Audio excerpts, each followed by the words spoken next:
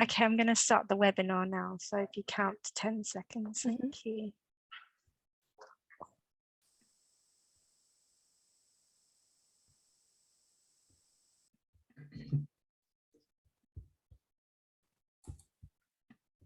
Hello and good morning and welcome to this special Logistics Manager webinar sponsored by Honeywell. My name is Michelle Mooney and I am the Assistant Editor of Logistics Manager magazine. This is the third webinar we have hosted this month alone on this topic of warehouse automation. That confirms the level of interest not only from technology providers looking to inform industry about their solutions, but also the level of interest from our readers in hearing about automation. And more than anything, it shows there is a demand. Just how you get there is the big topic of debate today. As we all know, online shopping has increased in popularity and warehouses must evolve to meet new demands. When managing a warehouse or distribution center with different processes and products, having an efficient operation translates into higher profits, better efficiency, improved safety, higher productivity, even better staff retention, and career paths for your employees. A whole raft of benefits that we will look at more closely today. And as we have seen, to become more profitable, the warehouses of large companies are beginning to automate their processes using specialized technologies and software. What we are starting to see in this industry is completely changing the way that it sees storage, shunning our vision of it as just a place to keep, load, unload goods to a new concept with new infrastructure and layouts, equipped with state-of-the-art logistics technology. Little by little, we are witnessing how these technological solutions for storage are beginning to change the way we work at distribution centers, expediting the transit of goods through these facilities. Next slide please, Belinda.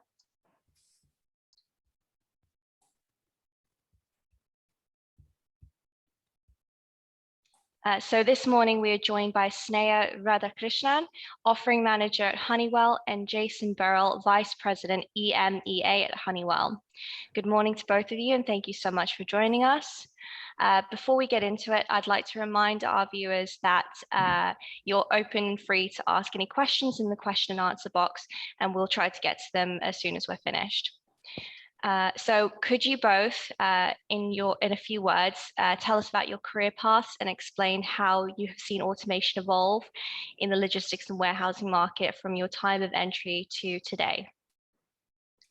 Sneha, would you like to go first? Sure, I'd start. Hello, everyone. I am Sneha Radhakrishnan, and as Michelle said, I'm the offering manager for the Honeywell's material handling portfolio here in Europe. So I joined Honeywell about 2 years ago, and before that I was in a completely different industry, energy industry. And when I came to the industry, it was all new, exciting, but just in the 2 years, industry has changed again so much, because when I came in, conversation was all about fixed automation. That was 2 years ago. And after 2 years, we've already moved on to flexible automation systems, more AMRs and robotics. And you see that the industry wants to keep evolving to meet the e-commerce boom. And that is what we are trying to address with our product portfolio so that we can support the EU market here with the growing e-commerce business. Thanks, Ned. Morning, Michelle, and hi, everybody. Hope you're well. My name is Jason Burrell. My background is very much retail logistics, and previously worked with Tyco International based in the US. Moved to being with Honeywell now close to 19 years, with different divisions within the business. Very much retail was my previous division, and then moved back from Charlotte, North Carolina in 2020 to lead the commercial team for the integrated business. And as Sneha mentioned, we've seen significant change in the past 3 to 4 years just in EMEA alone. The business itself has been very well established in North America, set up based in 2016. Honeywell acquired Integrated, and then we set up and established an integrated business in Europe back in 2020. So in that period, we've seen huge change, whether it be through COVID or really just through the investment that we're seeing across the logistics business and industry. So hopefully we can cover that today. Okay, perfect. Thank you both very much for your introductions. So before I start with the official questions, a lot of which are based on concerns that we hear regularly from our readers, the potential uses of automation. Can we perhaps discuss some of the main points faced by the industry and how automation can help? I'm thinking high wages, attracting and retaining warehouse employees, but also the long-term implications of high reliance on human labor. And I pose that to both of you guys. Okay. Jason, if you don't mind, I can go first. Okay. Yeah. So in terms of industry challenges, right, I believe both me and Jason will be wondering where we can start, because that's quite a big list, right? First is your dynamic demand. Sure, e-commerce was already increasing over the last few years, but we saw that after COVID, the spike in the e-commerce boom was extreme, and our customers, which is warehouse operators and managers, are struggling to meet with this demand. It means that their systems are running longer with less time for maintenance, and they still need to be able to meet all their e-commerce deliveries with a lower cost per case. How are we able to do that for the customer? That's a big question. And also the postal volume is constantly been decreasing over the last years. So most of the postal companies are trying to move into the parcel chain or the parcel value chain to get that business so that they can offset their fixed costs that they're seeing from postal. How do they do that? By leveraging automation or through acquisitions. And this is where they come into play too. And then, of course, as you said, you have the labor loss. It's expected that between last year and about 2025, we lose about 60 million people in the industry. How are we going to balance this? Because at the current growth rate, the labor pool is not enough to meet all the demands of the industry. I'd let Jason continue from here. I think that the point there that Sneha makes around the employees is critical. We can talk a lot about the technology and the hardware and all that goes around that, but the key focus of when we talk to our customers is how can they make life easier and more a better environment for their employees. Twofold. One, because they're obviously keen to give their employee the best environment as possible. And hopefully the technology, and Sneha touched on it, the physical demands that's required around the lifting and the tasks can potentially be worked alongside with technology. And what that then does, it encourages the workforce, or what we've seen, the workforce to stay and commit longer. Because they know that their competitors are potentially offering material handling services in another building. So it's very easy for the employees to move around. So employers are doing more and more to try and help their staff and colleagues to invest and to stay with the business. And that brings so much additional reward, both from the engagement with the engagement with the employees, but also with the workforce itself. So making it a smarter environment, and humans really understand and want to work longer and more efficiently. So it's all about making and helping a stronger environment. Perfect. Thank you very much. So we're going to begin the official questions now. Jason, I would like to pose this one to you firstly. So knowing the available technologies as you do and what is feasible, how would you categorize the level of automation in warehouses today, including those operated by third-party logistics providers? It's an interesting one, Michelle, and something that we've looked at quite seriously. And when I try and put everything back to my home, and I look at my front door and the parcels that tend to arrive on the front door with my daughter buying more and more from different companies, and that is really an indictment of the change that's happened in the last 4 or 5 years. Online has become more and more a way of the way we shop, and customers' expectations have significantly changed. They expect things faster, quicker, and demand it. If we know we can't get a product or a package there the next day, then we potentially look elsewhere. So it's critical. And I mean, if I just put it down to a pair of shoes, for instance, or a pair of trainers, we expect that on our doorstep as soon as possible. And it's the same with bricks and mortar. the internals between delivery and making sure that the product can arrive at the store as quickly as possible is so important. We've done a number of different surveys, and one of the surveys we did around distribution, 80% of the most common tasks that we see today are still manually held through labor, which is really significant when we know that a lot of companies are using technology, and whether that's through picking, packing, replenishment, or general sortation. There's still manual dexterity required. So it's trying to look at ways of how we can change that and support the workforce. And some of the things that we try to do and look at is try and look at trying to reduce the labour shortages. And I know that some time ago we saw this coming. I think it was we call them the baby boomers, but we knew that there was going to be significant numbers of staff wouldn't be available. So technology was the way forward. And the volume of e-commerce keeps growing. We don't see it slowing down. We know that there's been a significant uptick. Believe it was a 25% year-on-year growth with e-coms, and then COVID hit, and we saw significant change. So automation has become a significant factor of that. And the solutions are evolving faster and faster. So us as partners are working extremely hard to ensure that when we create a solution, the customer is able to work with that, but also if this change happens, we can add and build on top of that. So. Thank you. So Sneha, I'd like to pose this question to you now. So what are some of the complexities of an omni-channel operation, and why does automation lend itself to this environment? So before you start talking about complexities of omni-channel, let's truly see the difference between omni-channel and multi-channel, because once you see that, the complexities are sort of very clear.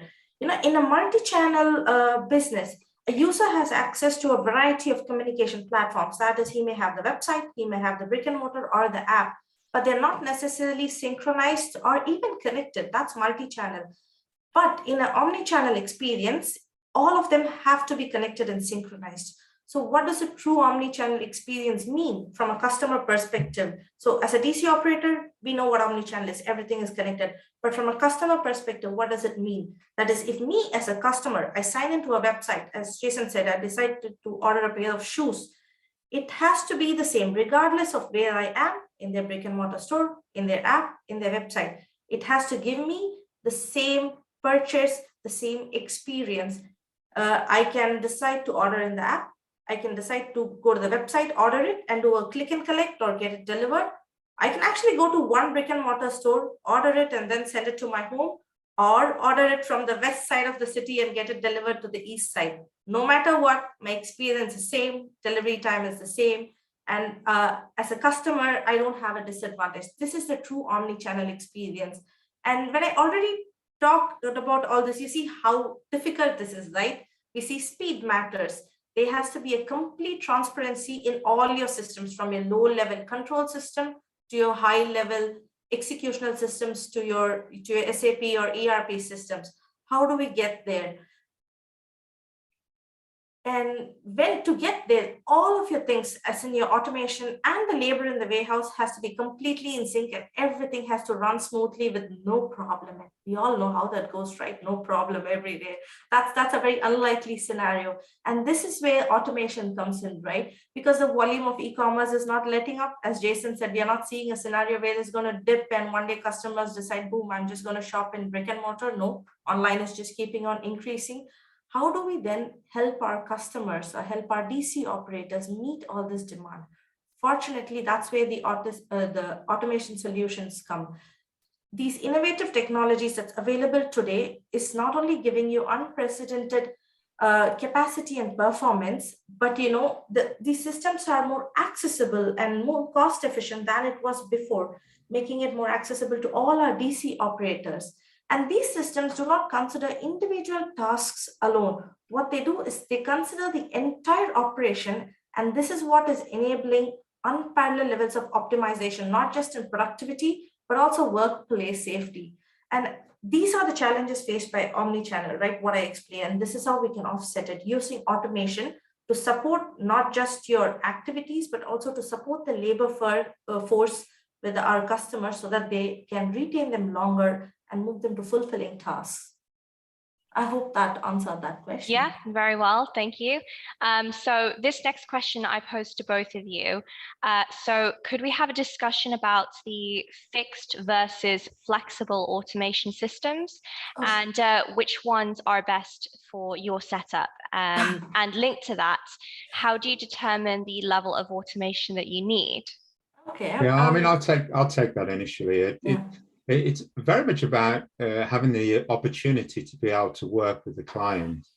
I think so many times we've seen projects where a client can be quite a way down the line, but I think it's really, really helpful is if as a design team, and we've got a dedicated consultancy team that can go in and really understand the requirements. That makes significant progress and evaluates any hurdles further down the line. I think that can really help both us and the customer. But if, as we move forward and based on looking at that design, it then very much depends on the actual building itself and whether the warehouse has got high ceiling or low ceiling. That will very much then depend on the actual technology that we would recommend. For instance, if it's a high ceiling warehouse, fixed automation might be a better choice. So an ASRS, which we class as an automated storage or retrieval system, that may be a stronger option. But where we've got a lower ceiling, the customer may have a totally different view. They may not have that space and capacity. So they may go with an AMR, which is an automatic mobile robot. So it very much depends on the layout of the design of the building itself. And that's why it's always fantastic when we can get in early and work with the client to understand what their goals and objectives are. Very, very important as part of our process. But Sneha, is there anything that you think I may have missed or? Oh no, I absolutely agree with you. You touched on a lot of important points, right? The first thing to remember is there's no one size fits all. So it is not like we tell whether the customer does a fixed or flexible system. We analyze our customer's operational requirements and then decide what is the best solution for them. The best way to go ahead about is start with a blank piece of paper, get in the customer's requirements, work with the customer and see what level of automation they first want and what kind of automation they want next, yeah? And both of this should meet the customer's automation goals, budget, not to forget that, and the timeline, because the timeline for installing a flexible system might be different from a fixed system.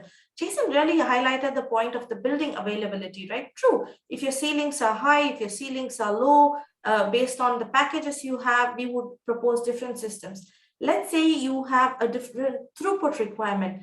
Fixed automation, typically conveyors and sorters, are usually used for high throughput systems. So we wouldn't go and propose that to a customer who wants a lower throughput or has a more picking operation. But if we have a customer with high throughput, that is where we would propose these systems. Let's do an example. We cater to a lot of post and parcel customers, e-commerce, retail customers, yeah? In post and parcel, there's very less picking operations. It's more of sorting. So if a post and parcel customer comes to me and says, hey, I need 50,000 pieces per hour, I'm not going to go and propose a robotic solution to him, because though it may meet his needs, it may not be the most economic way to meet his needs. We'd rather propose a fictional, traditional sortation system here, which will meet their needs. On the other hand, I do have a grocery customer who wants to optimize their picking processes so that their workers walk less and can just focus on the picking. In this one, a fixed sortation is not really useful at all. Here, we would propose a combination of AMR solutions, probably with voice technology and with pick to or put to light, which would make the worker's job easier and more efficient. So these are the things that we definitely have to consider when talking about flexible and fixed automation. And Michelle, we can. I think Sneha's point covers some fantastic points there, and we can do that in both a new environment where a customer has acquired land and are looking to take it from ground up, But what we see a lot as well at the moment are retrofits. So we're seeing a lot of brownfield sites where customers are consolidating their estate and they're upgrading certain buildings. So we see that a lot in the industry right now. And we've still got that flexibility if required. So it's not just about a new build. If customers are, and the industry is looking at changing their existing facility. You hear, I listened to one of your podcasts the other day, and I heard the teams talking about how they're trying to do more with what they've got right now and how they're being held to a longer term leasing. So it's all about making the right decisions. If it is a brownfield site, we've got that flexibility to work with them and to hopefully give them that lifespan that they're potentially looking for. Thank you. So I have another question for both of you to answer as well. So what is Honeywell's strategy for the market in terms of warehouse automation? What is One Honeywell? Jason, maybe you can start. Yeah, I'm happy to cover the One Honeywell story, and then maybe you can cover off the technology and some of the things that we're working on now. But it's probably the best way of doing it. So, One Honeywell within the Honeywell business is very exciting. It's something I really believe in, especially being coming from a background working within different parts of the organisation.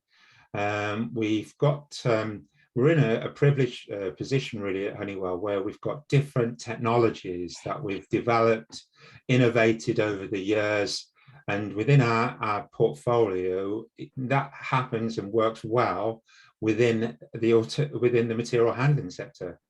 So not only is there obviously the integrated business, where we've got many years of strong background and experience, but we've got what we class as productivity and scanning business, where we've got handheld mobility, scanning technology that is used considerably within a distribution center, but also voice. Voice direction is used more and more. It's very well established, and we're seeing it increase for the guided workers. So that's something which all links together under one umbrella, which is our software, which I'll come to in a moment. We've also got our buildings solution business, where we can actually go in and really monitor and manage a building. Something that we are doing more and more now with Integrated. Rather than just talking about a material handling piece, we're talking about the whole solution and portfolio. So it's something we're very, very excited about, and that then links nicely into all the great work that the team are doing around sustainability. I know that's a bit of a buzzword for everybody at the moment, but it's something that Honeywell have been working on for many years. And with the different agencies and emissions all over the world, we're able to really think that and try and give that as a thought leader really within the sector. So all of that comes under what we class as One Honeywell. It's something that we believe that we can offer that added value, and the underlying factor of that is something called Honeywell Forge and our Momentum software. So we've got software capabilities, and you'll probably hear that more from Snare with some of the data and the data analytics that we're working with. And we're seeing more and more customers look for partners that really understand that. So, and pretty much we're able to support and cover that all. So hopefully that covers the One Honeywell message, and I'll just hand over to Snare just to cover off some of the technologies that we've got within Integrated. Thank you, Jason. I'm going to do a quick screen share so you guys can see my screen. Hopefully you can. Let me know once you see something. That would be great. Yeah, I can see it. Perfect. Yes. So, Jason talked about a lot of, Honeywell solutions in different businesses, right? So when he talked about what we can offer for automation, I was very excited to share this, because Honeywell is not just about providing one conveyor, one sorter, or a robot. We are about providing everything for you. So let's consider a typical warehouse. What would you need? You would need your fixed automation systems. That's your conveyors, your sortation solutions. You see that we are able to provide that. You would have picking and putting operations in any e-commerce retail. then we are able to support our customers in that picking operations or put operations using voice solutions or light enabled solutions. We have then our storage solutions, which is automated storage and retrieval, very useful for grocery and retail, sometimes for e-com. Then you can look at the robotic unloading, palletization, depalletization, as in anything to do with inbound, outbound. We can unload your pallets, load your pallets, and do even robotic unloading. So that covers the hardware part, right? Let's look at the software part of it. As Honeywell, how can we help your business integrate all this hardware effectively with your ERP? That's where the software suite comes into play. I say software suite because it's not one software. We have different softwares to meet the needs of different customers. We have a WMS system. We have a WES system, that's a warehouse management system, which is taking care of your inventory management, wave management, the high level things. Then you have your warehouse execution system, which we say is a smart warehouse execution system, where it is able to prioritize your orders and get the shipments out through the door quicker. We have that. We also have a labor management system where we tell, you know what, hey, as a DC operator, you want to make sure that your labor force is healthy. So we help them improve their labor force by supporting their employees when needed. The app helps with that. On top of that, it helps the DC operator plan for their current and future needs.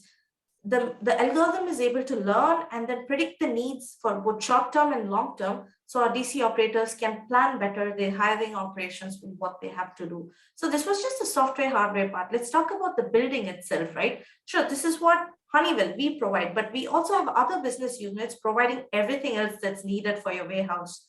We can provide PPE kits. Sure, I don't have it, but I would go to my sister business unit and get it from them.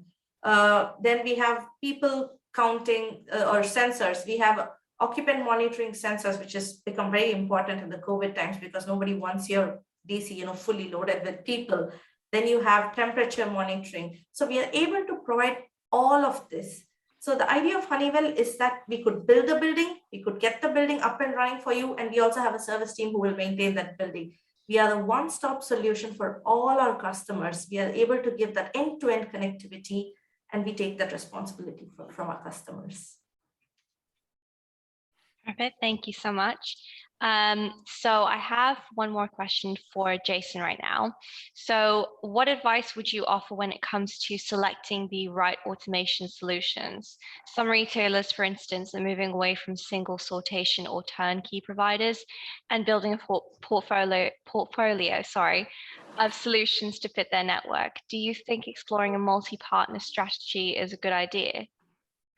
I do, actually. I think that customers are looking at or have previously looked at location, but they're doing much more now, Michelle. And what we call it are the 3 I's, so infrastructure, intelligence, and integration.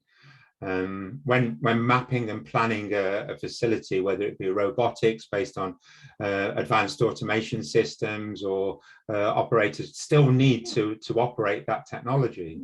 So infrastructure is one of the first areas that I would recommend that the client looks at. And it's so important. It's not just about the location anymore. It's all about whether it's got the right communication technology, whether they can actually create autonomy within the warehouse itself. And a lot of that is down to 5G, having the right bandwidth to be able to cope with that technology. That wasn't necessarily taken into consideration previously, but it definitely has to now to create a successful warehouse. And we see that more and more. It's part of a footprint which enables the workflow to happen much smoother and more efficiently. Intelligence. So it's great to have a robot that's intelligent or a technology that's intelligent, but you have to be able to capture that intelligence and the data. And that's something which we at Honeywell have worked very hard at. We feel as though it's so important. The data is pretty much key, and it helps drives the information back to the client, and it gives them the intelligence that they need to create a successful warehouse. Integration is also something that we've looked at around the autonomy of the warehouse and the planning. And what we've been able to do is spend a lot of time with specific customers to try and plan out what they're trying to get to. We see that doesn't necessarily happen all the time, and if we can do that, it optimizes the resource in every way. So it really focuses customers on what we're trying to do, and also pulls in many other different parts of the customer's infrastructure, whether that be IT, engineering, obviously data analytic teams. So the point I'm trying to say is a much broader conversation, but those three key factors, the infrastructure, the intelligence, and the integration, are pretty much what we consider as key for a successful deployment and understanding the customer's needs. Thank you. So Jason, I may want to add 1 or 2 points to that. Yeah. So Jason touched a lot of topics, when you want to think of how do you want to go about this multi-partner strategy. Does the customer want to do all that integration Jason talked about, or do they prefer that one partner, right? This truly depends sometimes on the customer, because as Honeywell, we are a turnkey solution provider. We provide end-to-end solutions to all our customers. That is, we have all of the technology within Honeywell, and what we do not have, we partner with different technology solutions provider to ensure that our customer is satisfied. And if there are any issues, problems, challenges, we are there for the customers. We are their first point of contact. But depending on the business model of the customers, they may choose to work between multiple vendors. And that's something that the customer truly has to ask when they're looking into automation. Do I want a one point of contact, or do I want to manage between different vendors myself?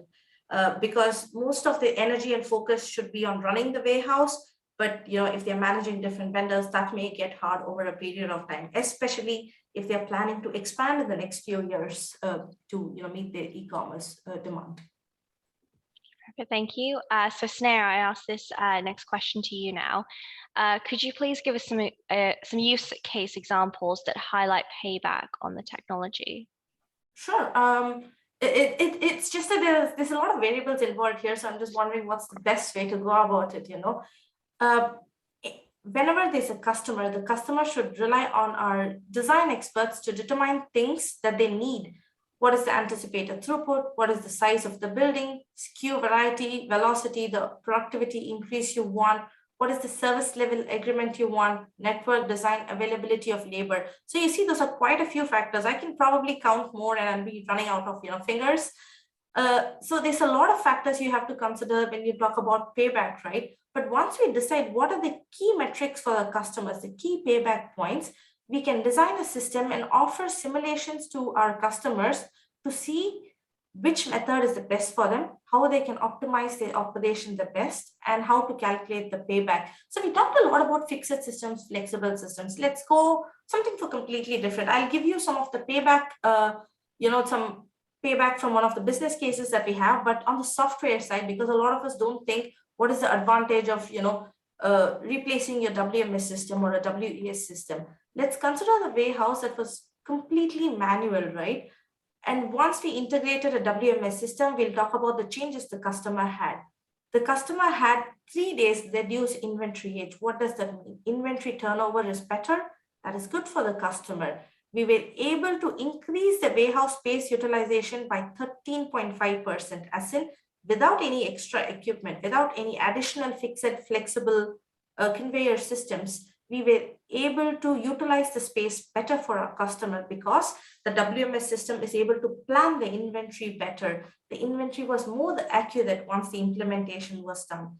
With the WMS and the WES executed, which is the execution management system and your warehouse management system, you see about 20 to 30% improvement in both picking and put away activities. So overall, by implementing a software, a warehouse is able to hit a 25% increase in productivity without any additional hardware changes. And that's a pretty big payback, I would say. Perfect, thank you. So again, to you, Sneha, we know as a warehouse as warehouse operations evolve, which they tend to do pretty quickly these days, it is vital to have the right technologies in place to adjust and scale up to meet these changing business demands. Knowing that, what are the top warehouse automation considerations when selecting a path to automation, would you say? Yeah, sure. When we talk about warehouses, right, it's nothing, it's not business as usual. Every day there's a change, every day there's a new requirement, every day there's a peak, and all our operators are under pressure to meet the demands from their e-commerce customers, their traditional retail customers, which they may still be, fulfilling, and the consumers themselves if they are the B2C business. So you need cost-effective solutions that are developed, but that also need to be future-proof for your DC. As in, if you're installing something today, you need to know that you can scale it up quickly in the next 1 year if there's additional peak or demand. We all have peaks and demand these days. I would argue that we only have peaks and demands most of the time these days, right? So let's talk about two aspects of it. Let's talk about fixed and flexible automation. With fixed automation, what is the idea to scale quickly is to use advanced controls, secondary sortation techniques, and other technologies to increase throughput. The key is to utilize the existing space to give a better ROI to a customer for the investment. One of the examples would be, let's take a medium-sized warehouse that already has a sorter with a medium throughput. An example would be a strip belt sorter, yeah? The customer has been doing well, there's been no problems. Suddenly he notices a peak around Easter, a peak around Christmas, a peak around Thanksgiving. What does he want to do? Can he revamp his entire DC in such a short time? Does he have the investment for that? Maybe not. Then what is the effective solution for him here? We can immediately put a quick array of put walls around his primary sortation system, making your put wall a secondary sort, and your operator can sort it into these multiple cubbies, thereby increasing the destinations for the customer for his peak periods. And remember, we did not expand the warehouse, we used the existing space effectively. This is one of the examples that I can give. Sometimes you also use controls without changing the hardware to increase the parcel flow to your sorter or through your system. This increases your throughput. These are the things that you have to remember when you talk about fixed automation. With flexible automation, it's a little more complicated. I'm going to touch on Jason's point that he covered previously.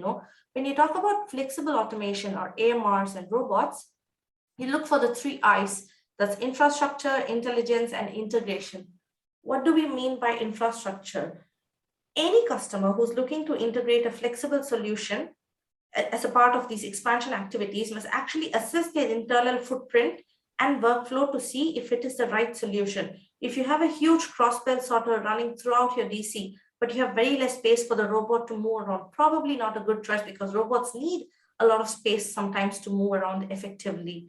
Robots also rely on data and communication, right, to work effectively. That means your warehouse must be equipped with reliable, high bandwidth connectivity. If not, your robot is not getting the data it has to receive, and it may lead to possible disruptions in your business. This is very important to remember. In terms of intelligence, what we have to remember is any robot or AMR, any of the flexible automation systems, they work around, they work autonomously. What does that mean? They have an algorithm that's pushing them and running them. So to optimize robotics in their facilities, companies must capture the data of their operations and hand it over to us or any of their material handling equipment providers so that they can use the data to make their machine learning algorithm more effective, and in turn making the robot effective. That's something that you have to remember. And integration is not just buying a robot and putting it there, but rather integrating a robot to the existing fixed systems, to your warehouse management and warehouse execution systems. So at any given point of time, you know everything that's happening in your operations. So these are some of the things that you have to remember when you're thinking about scalable systems and how quickly you want to scale. And it's a lot complex, as you see. Thank you. Jason, I'd like to ask this next question to you. Automation isn't just about a strong financial return on investment or DC efficiency. It's also about productivity gains and the quality of life for the human workforce. Would you agree? I would. Yes, Michelle. I think we see customers say to us so often, "What's the ROI?" I'm looking at my ROI, and once again, just try and relate that to ourselves. We're exactly the same. If we pay for something, we want to try and get the best investment possible. So I think it's very, very important that when we work with our clients and customers look at their ROI, they take in extended factors as well. So it's not just about the bottom line number. It's very important that they consider the human factor and what are the safety implications, what's the HR implications around the ROI, and with staff leaving. And I mentioned at the top earlier that it's very, very important that we have a strong and happy workforce. So and we've worked with partners recently where they're really taking that into consideration, which has been a real shift. It used to be very focused around just one area or one or two areas, and now it's very much around ensuring that the workforce are happy, they're contributing, and that then links to a very strong ROI, which we feel is very, very important. And I think with the changes that we've seen, and really, I mentioned earlier that the change within the material handling sector before COVID was, I think it was 25% increase year on year, which is a rate which is pretty unbelievable, really. And we don't necessarily see that slowing down right now. And then that pretty much doubled with COVID over the last 2-3 years, which is huge. And the pressure that puts on the human workforce, the colleagues, is tremendous. So ensuring that we get that ROI and we look fully at the detail is critical. I think that I'm just looking at a note here, 80% of distributed centres operate with a manual workforce of very limited labour pool. So what they're trying to do is get hold of us and sometimes recruit more staff than they really need. That's how challenging it is, and that then subsequently affects the ROI. So it's all that type of data that we work with, that we feel as though it's important to capture, and really builds the business case to ensure that technology and innovation is part of their strategy moving forward. Perfect. So it's not just one entity or the other, it's everything ties in together all the time. Yeah, I mean, that's a very good point. I mean, yeah, absolutely. You can't focus on one area without neglecting the other. You have to focus on it in its entirety, is basically what you're saying. It is. That's exactly right. Yeah. Perfect. So related to that, can we talk about very briefly, because we might be running out of time. It's been a great discussion. What are some of the barriers to implementation? What are you hearing from maybe customers who are apprehensive? Sure, then I can give a quick overview on both software and hardware side. Yeah, let's start with software because everybody's familiar with the hardware barriers, which is typically your building size, whether it's a brownfield site, and whether you have an existing operation, you want to add just functionality, or you want to just have a production change without, or productivity change without having a hardware. So that's the hardware side. That's quite clear. Let's talk about the software side, right? In terms of barriers to implementation, mostly it would be a homegrown WMS. Most of our customers who were manual 10 years ago, over the period of 10 years, have developed some sort of software that's managing the warehouse internally. It's been great so far, it's running, but the problem is the software is homegrown, overbuilt, and managed by the customer, meaning as your time period goes, as the e-commerce boom increases, as you are growing, you are not able to manage everything with your homegrown software because it's obsolete, right? You built it at that point in time for a different development or a different requirement. There's only so much you can do with that. Our solution here is typically to provide our solution, which is the Momentum software suite, where you have an opportunity to scale as your demand increases. You can have more, you have about 500 parameters that can be activated or deactivated based on your business requirements with no need for custom coding. So what it does for the customer is just takes that little bit of pressure off them from maintaining a software to get their focus to see how they can improve their DC. This is one example of barrier to implementation on the software side, I would say. Perfect, thank you so much. So I have a couple more questions very quickly. So this is to both of you. Based on your experience, could you discuss well, I think you've touched on it briefly. Some of the other challenges to automation, or more specifically, what are some of the new challenges that have emerged since deploying automation? Maybe Jason, you want to take that? You know, I can take that, and it's a little bit like the research that we've done over the past 12 months or so, where we've tried to really understand what the market is looking for, and we did a survey with a number of supply chain managers to try and get their feedback on that. I think it was about 14% of the companies that were all looking to improve their automation and their facilities as pretty much their top priority, which is pretty strong. And despite that importance, the companies were looking at different strategic goals. So we found it very, very interesting, and a real shift. The cost of implementation is also something which was an initial barrier. I feel as though customers are looking at that in a different way now. It was always around about, and just to go back to the ROI point, if they can prove to their business that the ROI and the payback is pretty significant, then the cost factor tends to disappear and isn't as relevant. But that was definitely one of the hurdles that customers used to put up in the way, that the cost of implementation, the cost of change was significant, and we've tried to work with them to try and overcome that. Sneha, is there anything that you'd like to add to that? I think you've pretty much covered all of the things in terms of challenges in automation, right? But as you say, the customer must really know what he wants, what level of automation he wants, and how much they are willing to actually invest, because that definitely decides is a deciding factor in going ahead with what level and kind of automation we are going to give them. Thank you so much. We have one more question very quickly to both of you before we go to one or two questions from the audience today. So we've discussed how automation has transformed the warehouse over the last few years.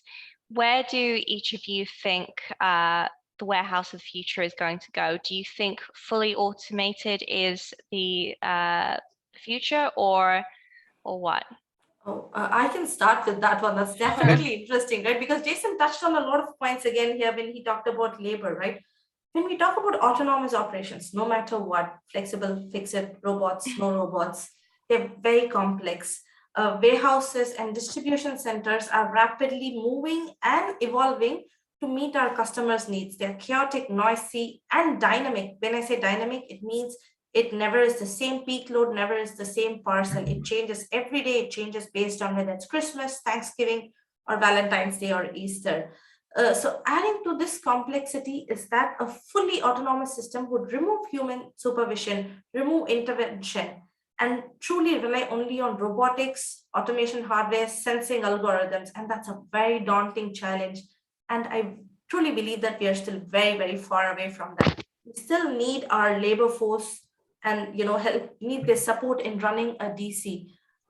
No matter the rise of these requests coming up, what I see personally is that fixed and flexible automation is here to stay. They are not going to be gone anytime soon, and we are going to keep developing our warehouses together with the workforce, because most of the time the request from a customer is not to offset labor, but rather to increase their productivity with the existing footprint and labor. So no matter if you install a robot, you're still going to need workforce to repair the robot, take care of the robot, and make sure that it's running effectively and doing its job.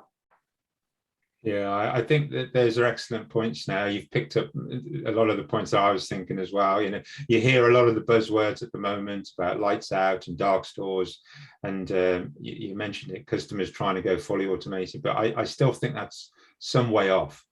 And from the conversations we have with post and parcel, e-coms companies, the retailers, they're all trying to get to different points along their journey. And I think it's innate having that ability to create a jigsaw where they're thinking of the future, where it's a dark store in 5 years' time, and they've got a plan and a path to get to that. That's pretty much what a lot of the customers that I talk to are giving us feedback on today. Thank you. I think we have time for just one question from the audience. So this could be to both of you. So in retrofit projects, how often does introducing automation involve replacing the existing WMS?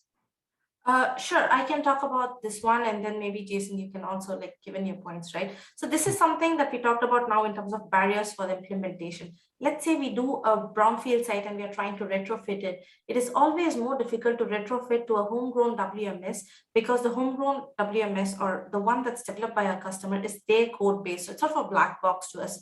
The best way to go about this is to replace the existing WMS so that we can integrate the system seamlessly. But how often we do it depends on the customer, if they are willing to go for that investment, and if they're willing to take that hit in that peak period, or where there's a low period, they're going to take a small hit in the business because replacing the system takes a time. It's not going to be completely down the business, but it has to be down during the time we are replacing it. That's something to remember. And the person who asked the question, that's a really wonderful question. But we are able to do this for you. So if you have further questions, please feel free to reach out to Jason or me, and we can guide you through that.